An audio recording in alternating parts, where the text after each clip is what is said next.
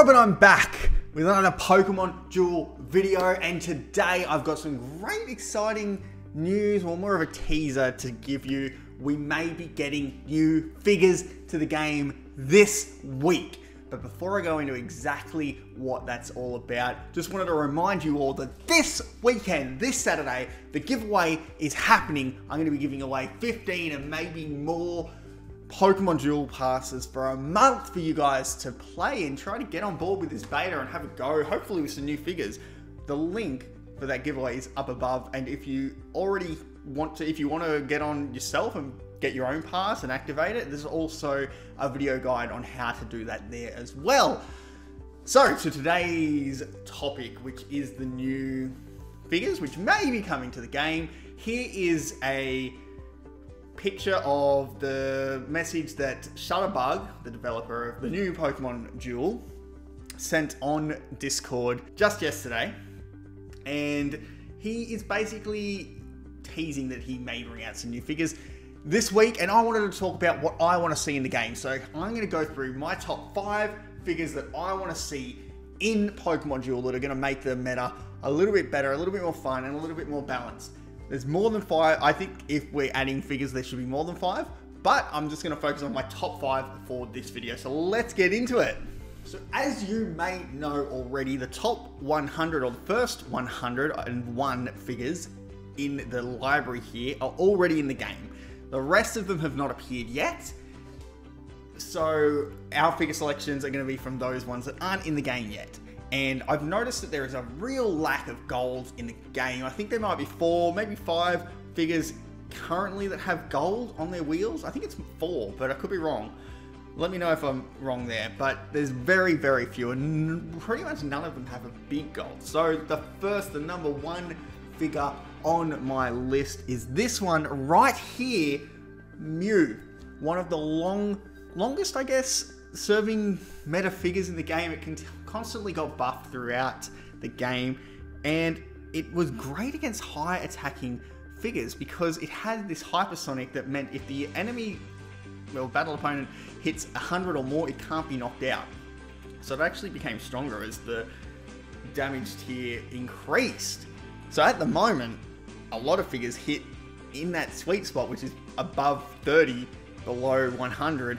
So it won't be too OP. It's not going to be too crazy. It's something that can work in the game right now. It's got that 100 psychic, which was buffed later in the game, but I still think that's fine, even at the moment.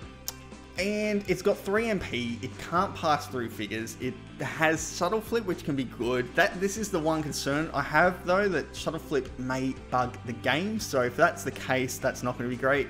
Psychic Z move, so it would be a, slight boost, I guess, to... It would be right up there with the strongest figures, but I don't think it would be too much. So I really want to see Mew in the game. I love Mew. I played it a lot. I would love to hear what you think on that one, but that's going to do it for now. That brings a big gold, 30 gold, can't get knocked out by the top figures. So I think that's what we need at the moment, more gold. And to continue on that trend, I have another gold heavy figure that is my number 2 pick for coming to the game, and it is Zapdos. Zapdos, and maybe bring its friends, bring Articuno and Moltres as well, why not? But Zapdos is one of the figures that was actually the figure I used more than any other figure in my entire Pokemon Duel career. So I think it is a worthy addition to this point. It wasn't very meta at the end of the Pokemon Duel game, but because of some buffs that it got indirectly from other figures like Tapu Koko, it managed to stay in the meta longer than it probably would have otherwise. It has a big gold, not as big as Mew's, but still quite large. It has the Thunder Charge, which is an interesting ability. I don't know if that's going to work in the game or if that will cause problems. That's something to maybe be a little concerned about. It's one of the only figures in the game that has every color segment on its wheel. That roost there gives it weight too, but it also cures it from any status conditions. Pretty cool figure, and a big high attacking gold. It would be the highest attacking gold in the game by quite a while. I think the next highest is 50 right now. Correct me if I'm wrong there. But I think it's time to bring Zapdos into the game. It also, I forgot that it had this buff on its ability that gives it +1 MP and +30 damage. I did forget that they did that buff. That probably makes it a little OP. If you can take that buff ability out and just make it like it was when it first came, it would fit in the meta. Otherwise, it is a bit too OP at the moment. So that's my number 2 pick. That's going to do it for the golds.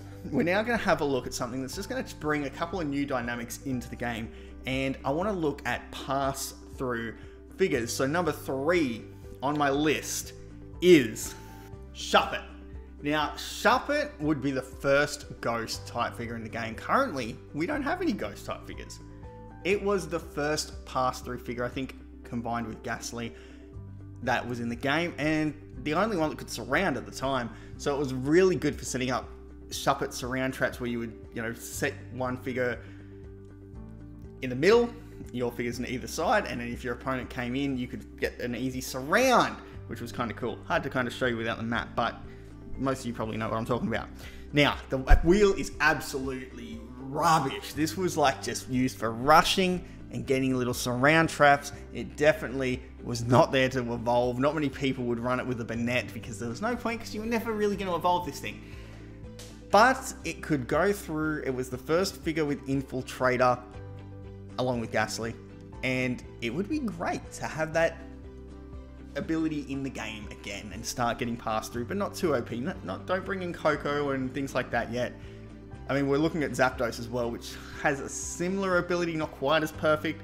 Saw, which kind of can do the same sort of thing, really, except they can't go through other legendary birds. Anyway, Shuppet, I would like to see it in the game. So let's move on to my number 4 pick, which is Gastly.